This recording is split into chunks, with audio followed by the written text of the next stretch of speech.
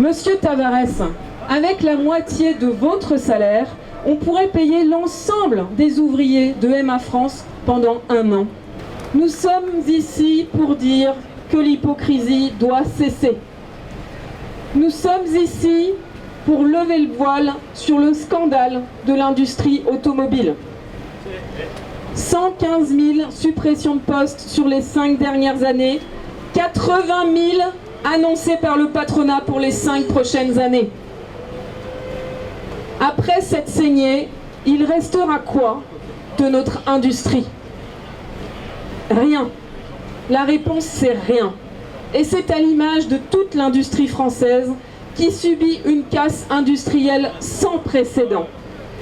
La CGT alerte depuis des mois et a recensé 180 plans de licenciement en cours qui concernent plus de 100 000 salariés. Derrière ces chiffres, ce sont des familles qui sombrent dans la précarité. Derrière ces chiffres, ce sont des territoires dévastés, comme la Seine-Saint-Denis, où 10 ans après la fermeture de PSA, le site est toujours en friche. Derrière ces chiffres, c'est la mort sociale. Comme celle de nos camarades de la SAM, abandonnés par Renault après plus d'1 an d'occupation de leur usine et qui pour beaucoup sont toujours au chômage. Le chômage, c'est la bascule dans la pauvreté, mais c'est surtout la honte. Oui, la honte.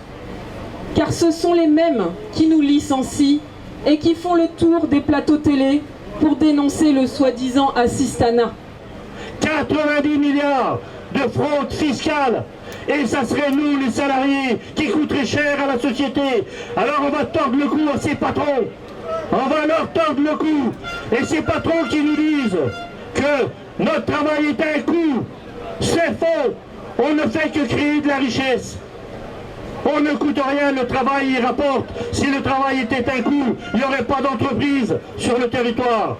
Alors les camarades, avec la FTM, avec l'ensemble de la CGT, on va continuer le combat. On va demander ce moratoire effectivement pour toute l'industrie. Il faut absolument qu'on redresse ce pays.